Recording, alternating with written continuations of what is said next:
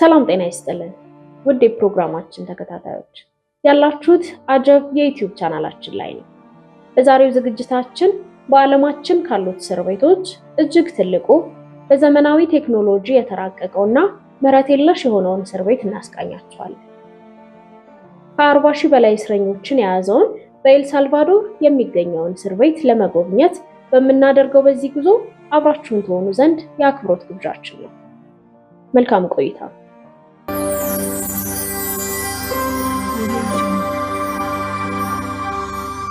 በጣም ሰፊ በከፍተኛ ቴክኖሎጂ የሚጠበቅ ርህራሄ የሌለውና ማምለጥ የሚለው ሐሳብ በእስረኞች መካከል እንኳን በሹክሹክታ የማይወራበት ቦታ ነው።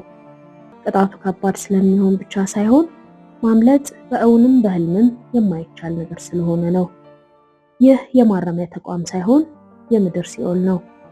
መጥፎ ስነ ምግባር የተላበሱ ግለሰቦችን ለማደስ ወይም ማንነታቸውን ለማሻሻል ሳይሆን ለመነጠል፣ ለመስበርና በመጨረሻም ለመደምሰስ ታስቦ የተገነባ ቦታ ነው። ወደ ሲካት እንኳን በደህና መጡ። የኤል ሳልቫዶሩ የሽብርተኞች ማቆያ ማዕከል በአሜሪካ ውስጥ ትልቁና ምህረት ብሎ ነገር የማይታሰብበት ሜጋ እስር ቤት ነው። በ2023 መጀመሪያ ላይ የተከፈተው ሲካት እስር ቤት ብቻ አይደለም፣ የፍርሃት፣ የስነ ምግባርና የአምባገነንነት ማሳያ ሐውልት ነው። እስከ 40 ሺህ እስረኞች የሚይዝ ክፍሎች ያሉት ይህ ተቋም መንግስት ለ10 ዓመታት ለዘለቀ የወሮበሎች ቡድን የሚሰጠውን መረር ያለ ምላሽ ያንጸባርቃል። በወንጀለኞች ላይ ጦርነት የማወጅ ስልታዊ እርምጃና የፖለቲካ ምልክት ሆኖ የቆመ ምሽግ ነው። ነገር ግን ኤል ሳልቫዶር ይህንን ምሽግ እንድትገነባ ያስገደዳት ነገር ምንድን ነው? ከኮንክሪት ግድግዳው ጀርባስ ምን ይከሰታል? የብሔራዊ ደህንነት ምልክት ነው? አሊያስ የኦርዌልን የወደፊት እይታ? ይህ ምሽግ ለዜጎች ሰላምን ሲሰጥ የጨለማውን አገዛዝ ስራም ፍንትው አድርጎ ያሳያል። ኤል ሳልቫዶር ከሰላም ወደ ትርምስ የተለወጠው በአንድ ጀንበር አልነበረም።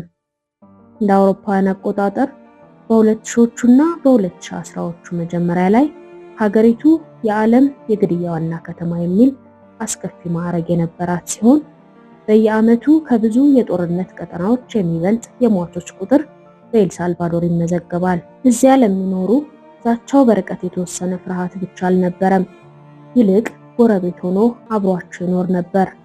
ልጆች በለጋ ዕድሜያቸው ለጠባቂነት ይመለመላሉ። ወላጆች የቤተሰቦቻቸውን ደህንነት ለመጠበቅ የጦር ግብር ይከፍላሉ። አሻፈረኝ ያሉ ሰራተኞች ደግሞ ተዘርፈዋል፣ ታፍነዋል፣ አልፎ ተርፎም ተገድለዋል። ሁሉም ሰፈሮች የፍርሃት ምሽግ ነበሩ።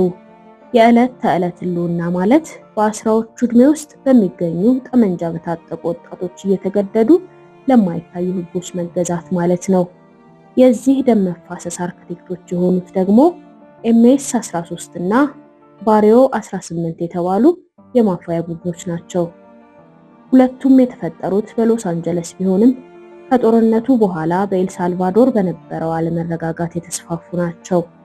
እነዚህ ቡድኖች የከተማ ቦታዎችን የጥቃት ምሽግ አድርገዋቸው ቆይተዋል። በትምህርት ቤቶች፣ በሆስፒታሎችና በአብያተ ክርስቲያናት ሰርገው በመግባታቸው ሰርግና የቀብር ስነ ስርዓቶች የሚካሄዱት በጠባቂዎች ነበር። በ2015 ብቻ 6656 ግድያዎች ተመዝግበዋል። የብዙዎቹ ጭካኔ ልክ አልነበረውም። አስከሬኖች አንገታቸው ተቆርጦ ለማስጠንቀቂያ በየመንገዱ ይጣላሉ። ተጎጂዎች በድብቅ ይቀበራሉ። ሌሎች ለመልእክት እንዲሆኑ በየአደባባይ አስከሬናቸው ይቀመጣል። ከዚያም መጋቢት 26 ቀን 2022 መጣ። በ24 ሰዓት ውስጥ ብቻ 87 ሰዎች በተቀናጁ ግድያዎች ተገደሉ። በሳምንቱ መጨረሻ አደገኛ በሆነ የወሮበሎች ጥቃት ምክንያት ኤል ሳልቫዶር የአስቸኳይ ጊዜ አዋጅ ታወጀባት። በኤል ሳልቫዶር ከበርካታ የጎዳና ተዳዳሪ ቡድኖች መከፋፈልና ከእርስ በርስ የወንበዴዎች ጥቃት በተጨማሪ በተለያዩ የሀገሪቱ ክፍሎች ተከታታይ ሁከት ተቀሰቀሰ። ሰላማዊ ዜጎች ሆን ተብሎ የጥቃት ኢላማ ተደረጉ። የጎዳና ተዳዳሪዎች፣ የአውቶቡስ ሹፌሮችና ተማሪዎች በግፍ ተገደሉ። እልቂቱ የግዛት ይገባኛል ብቻ ሳይሆን መንግስትን የሚገዳደር የስልጣን መገለጫም ነበር። ይህም ሀገሪቱን በአዲስ መልክ የሚቀይር የፖለቲካ መናወጥን አስከተለ። ይህ ወንጀል ብቻ ሳይሆን አመጽም ጭምር ነበር። የመንግስትን ህጋዊነት የሚገዳደር ስለነበር ምላሽ መስጠት ያስፈልግ ነበር። በዚህም ምክንያት የፕሬዝዳንት ናይብ ቡርሃኒ ምላሽ ምህረት አልባ ሆነ። የአስቸኳይ ጊዜ አዋጅ አወጀ፣ ህገ መንግስታዊ መብቶችን አገደ፣ የመሰብሰብ ነፃነት ብሎ ነገር ቀረ። እናም በቀጣዮቹ ጥቂት ሳምንታት ውስጥ ከ80 ሺህ በላይ የሚሆኑ ሰዎች ታሰሩ።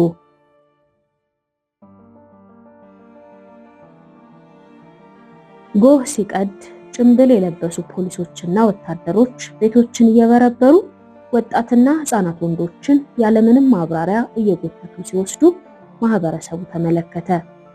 ንቅሳት ለእስር ምክንያት ሆነ። በወቅቱ አንዳንድ ሰፈሮች ሩብ ያህል ነዋሪዎቻቸውን አጥተዋል። እስር ቤቶቹ ተጨናነቁ። ለ20 ሺህ እስረኞች የተገነቡ እስር ቤቶች 3 እጥፍ ሰው ታሰረባቸው። በዛም ምክንያት እንደ ሳምባ ነቀርሳ ያሉ በሽታዎች በከፍተኛ ሁኔታ ተሰራጩ። የረብሻ ስጋት ሰማይ ነካ። ጠባቂዎች ለ24 ሰዓታት በፈረቃ መጠበቅ ጀመሩ። የህግ ሂደቶች በመቋረጣቸው ጠበቆች ተጨናንቀዋል። ዓለም አቀፍ የሰብአዊ መብት ተሟጋቾች በፍትህ ሂደት፣ በዜጎች ነፃነትና የእስረኞች መብት ዙሪያ ድምጻቸውን አሰሙ። ነገር ግን በርካታ ሳልቫዶራውያን በመጨረሻ ደህንነታቸው መቃረቡ ተሰምቷቸዋል። በሚያስገርም ሁኔታ የግድያው መጠን በከፍተኛ ደረጃ ቀንሷል። በዚያ ትርምስ ምክንያት ቡኬሌ ስር ነቀል እርምጃ ወሰደ። ሴንትሮ ደ ኮንፊናሚንቶ ዴል ቴሮሪዝም ወይም ሲካት የሚባል ግዙፍ እስር ቤት ገነባ። ከ410 ሄክታር በላይ በሆነ መሬት ላይ የተገነባና 40 ሺህ እስረኞችን ማስተናገድ የሚችል መገልገያ ብቻ ሳይሆን ምሽግ ጭምር የሆነ እስር ቤት ነበር። በዓለም ላይ ካሉት ትላልቅ እስር ቤቶች አንዱ ነው። ከ1300 በላይ ሰዎች በግንባታው የተሳተፉበት ይህ እስር ቤት ግድግዳዎቹ 300 ቶን ብረት፣ ከ800 ሺህ ኪዩቢክ ጫማ በላይ ኮንክሪት፣ ማሞቂያና 12 ኪሎ ሜትር ርዝመት ባለው የኤሌክትሪክ አጥር የታጠረ ነው። ይህ መሰረተ ልማት ብቻ አልነበረም፣ በኮንክሪትና ብረት የተቀረጸ ርዕዮተ ዓለም ነበር። ቡኬሌ የሳልቫዶር ህዝብ ዋስትና ብሎታል። ማሰር እንጂ ማገገም የሚባል ነገር የማይታወቅበት፣ ትርምስ የፈጠሩ ሰዎች የሚጠፉበት፣ ብርሃን የማይደበዝዝበትና ድምጾች በጭራሽ የማይሰሙበት ቦታ ነው። እያንዳንዱ እንቅስቃሴ በጠባቂዎች ጥብቅ እይታ ስር ነው። ሲካት እስር ቤት ብቻ አይደለም፣ የብሔራዊ ደህንነት የመጨረሻ መስመርም ነው። ነፃነትን ለደህንነት፣ ቁጥጥርን ለፍትህ ለመሸጥ የተደረገ የአንድ ሀገር ውሳኔ ማሳያ ሐውልት ነው። እስር ቤቱ ከከተማ ርቆ በደን በተሸፈነ ክልል ውስጥ የሚገኝ 410 ሄክታር ስፋት ያለው ቦታ ነው። ከከተማ ማዕከላትና ከመገናኛ ብዙሃን ትኩረት የራቀ ነው። ይህ ስልታዊ ማግለል ደህንነትን ብቻ ሳይሆን አለመታየትንም ያረጋግጣል። ወደ ማረሚያ ቤቱ ከመንግስት ፍቃድ ውጪ መግባት አይቻልም። አካባቢው በወታደራዊ ኮንቮይና በአየር ላይ ባሉ ድሮኖች የተከበበ ነው። ጋዜጠኞችም ቢሆኑ ውስን ቦታዎችን የመጎብኘት ፍቃድ ለማግኘት ከወራት በፊት ማመልከት አለባቸው። ሲካት እንደ ህንፃ ብቻ ሳይሆን እንደ መንግስት ምስጢርም ነው የሚጠበቀው። ግቢው 8 ግዙፍ ህንፃዎችን የያዘ ሲሆን አጠቃላይ ግንባታው ከ7 ወራት ያነሰ ጊዜ ወስዷል። ለዚህ ግዙፍ አወቃቀር እጅግ አስገራሚ ፍጥነት ነው። ሰራተኞች በየሰዓቱ በፈረቃ ይሰራሉ። ከ800 ሺህ ኪዩቢክ ጫማ በላይ ኮንክሪት እና ከ1300 ቶን የተጠናከረ ብረት ወደ መሰረቱ ገብቷል። የስነ ህንፃው ንድፍ የተነደፈው በዓለም አቀፍ ሱፐርማክስ ዲዛይነሮች ቢሆንም በሳልቫዶራውያን አርክቴክቶች በልዩ ሁኔታ ማስተካከያ ተደርጎበታል። የመሬት መንቀጥቀጥን የመቋቋም አቅም አለው። ከላይ ለሚደረግ ቁጥጥር የድሮን ማረፊያዎች እንዲሁም ወደ ውስጥ ማየት የሚያስችሉ ሞጁላር የድንገተኛ መቆለፊያ ስርዓቶችም አሉት። ሲካት 40 ሺህ እስረኞች የመያዝ አቅም ያለው ሲሆን አሜሪካ ካሉ ተመሳሳይ ተቋማት ሁሉ ይበልጣል። ትልቁ የአሜሪካ ፌዴራል ማረሚያ ቤት የሆነው ዩኤስፒ አትዋተር የሚይዘው የታራሚ ብዛት ከ2000 በታች ነው። የሲካት ግዙፍነት የሚያስተላልፈው መልእክት አለ። በጦርነቱ መንግስት ወንበዴዎችን ማሸነፍ ብቻ ሳይሆን ሙሉ በሙሉ ይውጣቸዋል። ንድፉ በማግለል የመቅጣትና የወታደራዊ ትክክለኛነት ጥምረት ነው። ግንኙነትን ለመቀነስና ክትትልን ለማቃለል ሲባል ሴሎቹ የተሰሩት በኮከብ ቅርጽ ነው። የማይታዩ ቦታዎች የሉም። ሲካት የሚደርሱ ማናቸውም እስረኞች እርቃናቸውን ሆኖ በባዮሜትሪክ ሲስተም በመጠቀም ይታያሉ።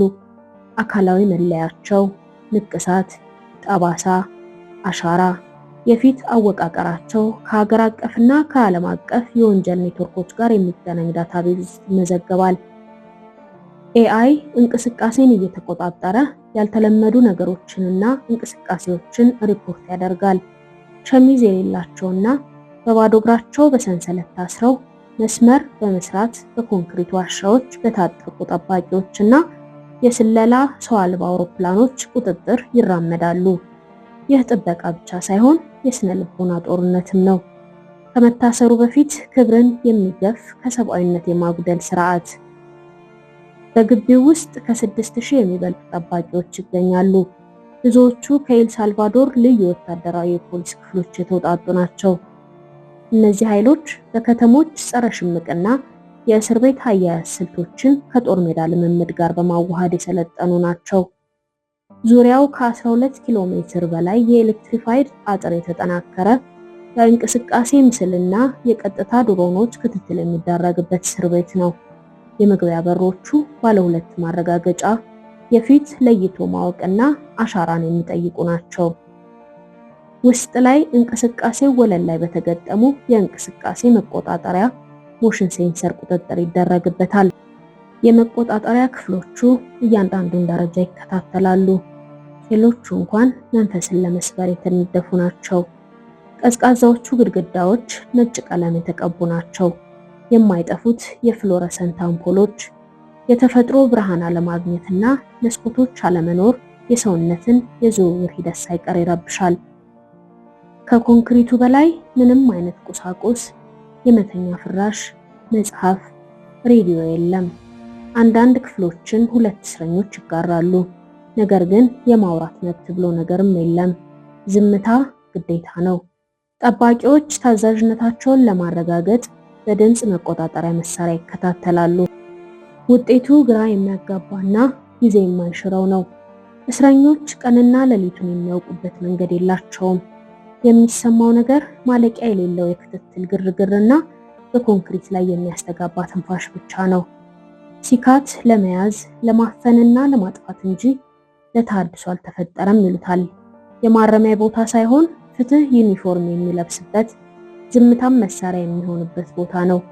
እዚህ ቦታ ላይ ዝምታ መሳሪያም ፍርድም ነው።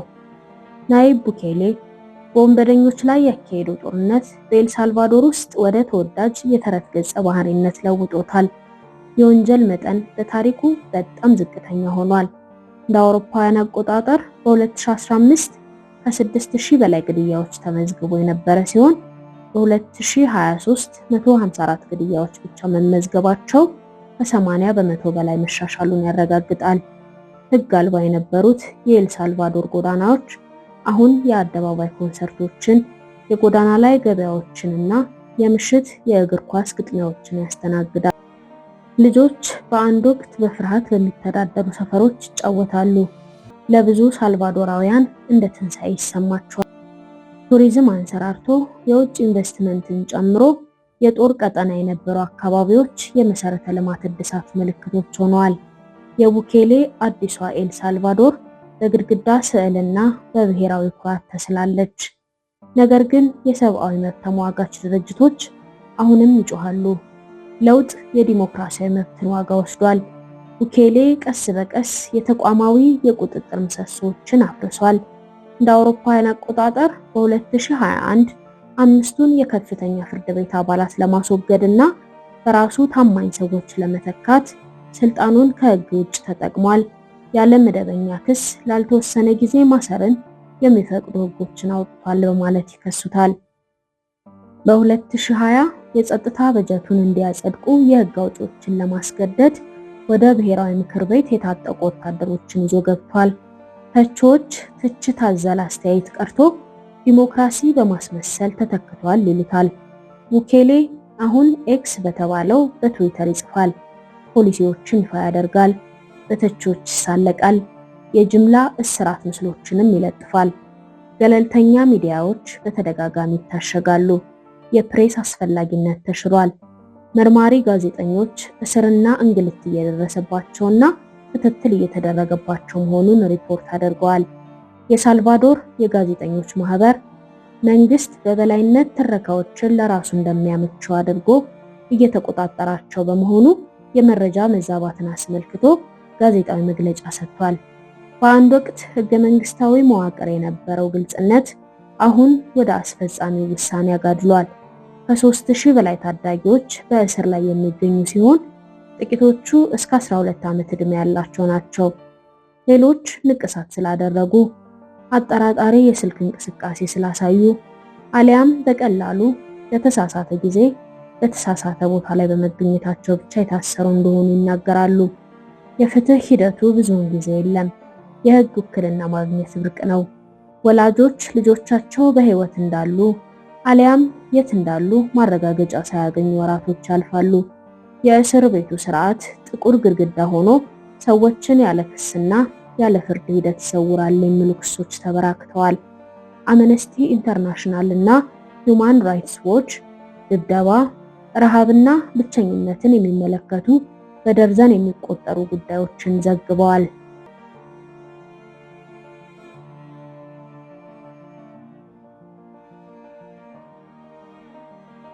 አንድ እስረኛ ለ15 ቀናት ያህል ብርሃን በሌለበት ድምጽ ሳይሰማ ከሰው ጋር ሳይገናኝ በጨለማ ክፍል ውስጥ እንዲቆይ ተደርጓል። ሲወጣ መናገር አልቻለም። ኤንጂኦዎች የመንግስትን ግዴለሽነት ተችተዋል። ገለልተኛ ቁጥጥር፣ የፎረንሲክ ኦዲትና የዓለም አቀፍ ፍተሻ ተደራሽነት ሁሉም ተከልክሏል። መንግስት በበኩሉ መንግስታዊ ያልሆኑ ድርጅቶች ወንጀለኞችን ይከላከላሉ፣ ብሔራዊ ደህንነትን ያዳክማሉ በማለት ክስ ያቀርባል። መንግስትን የሚተቹ ጋዜጠኞች ህጋዊ የበቀል እርምጃ ይጠብቃቸዋል። እነሱ እያሽቆለቆለ የመጣውን ወንጀል፣ የተሻሻለ የሀገር ውስጥ ምርት እድገትንና የዓለም አቀፍ የቱሪዝም ኢንቨስትመንት ፍላጎት መጨመር የሀገሪቱን መሻሻል ቢያመላክቱም፣ ተቺዎች ግን ኤልሳልቫዶር የበለጠ አስተማማኝ ቢሆንም ነፃነቱ ያነሰ መሆኑንና ሲካት የዚያ ትዕይንት ቀጥተኛና ተምሳሌታዊ ማሳያ መሆኑን ይናገራሉ። ደህንነትን የሚጠብቅ ግን ዝምታን የሚሻ እስር ቤት ነው ይላሉ። ስርዓትን የሚያራምድ ነገር ግን የሚያገዳገዛዝ። ኤምኤስ 13 እና ባሪዮ 18 አሁንም ከጀርባ አሉ። የነሱ አውታረ መረቦች ጥልቅ ናቸው። ምንም እንኳን የተገለሉ ቢሆኑም ለመዋቅሩ በታማኝነት የሚኖሩ አሉ። የእስር ቤት ሰራተኞች በጥብቅ ይከታተላሉ። ደንቦች ከተጣሱ ሳይታሰብ እንኳን ቢሆን ብጥብጥ ይነሳል። ሰራተኞች የሰለጠኑት ለሽምግልና ሳይሆን ለፈጣን ቁጥጥር ነው። አንድ እስረኛ ጮክ ብሎ በመጸለዩ ራሱን ስቶ እስኪወድቅ ድረስ ተደብድቧል። ሌላው ከቡድኖቹ ጋር ግንኙነት አለው ተብሎ የተጠረጠረን እስረኛ አሰቃይተውታል። ጠባቂዎች ትዕዛዝ ያስፈጽማሉ። እንደ እምቢታ የሚታሰብ ማንኛውም ድርጊት፣ ቀጥ ብሎ መቆም፣ ጮክ ብሎ መናገር ከባድ ቅጣት ሊያስከትል ይችላል። ቅጣቱም ፈጣን ነው።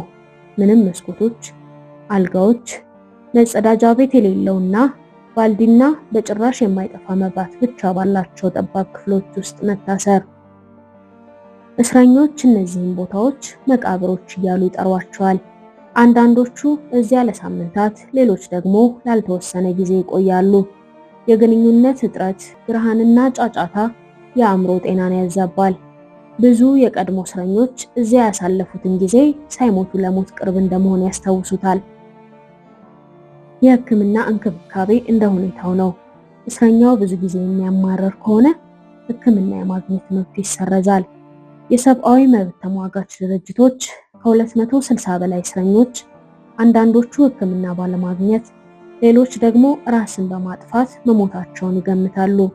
ይፋዊ ማብራሪያዎች እምብዛም አይሰጡም። ሞት በቀላሉ እንደ ህመም አሊያም ባልታወቁ ምክንያቶች ተብሎ ይመዘገባል። ሲካት የተዘጋ ስርዓት ነው። ከውስጥ የሆነው ነገር ብዙም ወደ ውጭ አይወጣም። በመንግስት የሚመሩ የፕሬስ ጉብኝቶች የተጨናነቁ ሴሎችን አሊያም የተገለሉ ክንፎችን ሳይሆን ንጹህ ቦታዎችን ብቻ ያሳያሉ። ከቴክኒክ አንጻር ሲካት ድንቅ ስራ ነው። የፊት ስካነሮች፣ ኤአይ ስለላ፣ የሙቀት ምስል፣ የባዮሜትሪክ መቆለፊያዎች አሉት። እስካሁን ከተገነቡት በጣም የላቁ እስር ቤቶች አንዱና የአሰራር ብቃቱ የተመሰከረለት ነው። የደህንነት ባለሙያዎቹ እንከን የለሽ ናቸው። ኮንትሮባንድ የለ፣ ማምለጥ የለ፣ ግርግር የለ። ግን ለምን ዓላማ? ተቺዎች ሲካት እስር ቤት አይደለም ሰዎች የሚጠፉበት ጥቁር ጣቢያ፣ የሽብርተኝነትን ፍቺ በአደገኛ ሁኔታ የተረጎመ፣ ከእርስ በርስ ጦርነት እየተፈወሰች ባለች ሀገር ፈላጭ ቆራጭነት የሚያስተጋባበት ገደል ማሚቶ ነው ብለው ይከራከራሉ። በሺዎች የሚቆጠሩ እስረኞች ለፍርድ ቀርበው አያውቁም። አንዳንዶቹ ማፊያዎቹ በሚቆጣጠሯቸው አካባቢዎች የሚኖሩ በመሆናቸው ብቻ ሲታሰሩ፣ ሌሎች ደግሞ በቀል ወይም የፖለቲካ ውዴታ በሚፈልጉ ጎረቤቶች ሪፖርት የተደረገባቸው ናቸው። አንድ ሰው ፂምና ንቅሳት ስለነበረው ብቻ በቀድሞ ባልደረባው ጥቆማ 5 ወራትን በእስር ቆይቶ ያለ ይቅርታ ቢፈታም ሕይወቱ ላይ ግን ጠባሳ ጥሎ አልፏል። በእነዚህ መካከል ብዙ ሳልቫዶራውያን ለቡኬሊ ታማኝ ናቸው። ወንጀል ቀንሷል፣ ቱሪዝም ተነቃቅቷል፣ ወደ አሜሪካ የሚደረግ ስደት 50 በመቶ ቀንሷል። ትናንሽ ንግዶች ያደጉ ናቸው። የመንገዶች ውበት ይማርካል። በመጀመሪያው 10 ዓመታት ውስጥ ተስፋ ታየ። የሌሊቱ የተኩስ ድምፅ በሙዚቃ ተተካ። ለብዙዎች ይህ በቂ ነው። በዝምታ ላይ የተገነባው ተስፋ ግን ሊሰበር ይችላል ብለው የሚሰጉም አሉ። ሰላም በኃይልና በማስፈራራት ሊቆይ አይችልም። ሰዎች ነፃነትን ለደህንነት ምትክ ማድረግ ከለመዱ ነፃነት ምን እንደሚመስል ሊረሱ ይችላሉ። ሲካት መገልገያ ብቻ አይደለም፣ የመንግስትን እምነት የሚወክል ፍልስፍና ነው። ፍርሃት፣ ክትትልና ኃይል ማህበራዊ መበስበስን ያስተከትላል። ለአንዳንዶች ደህንነቷ የተጠበቀ ሀገር መባቻ ሲሆን፣ ለሌሎች ለዲሞክራሲ ሞት ነው። ኤል ሳልቫዶር ወሮበሎችን አሸንፋ ሊሆን ይችላል፣ ግን በምን ዋጋ?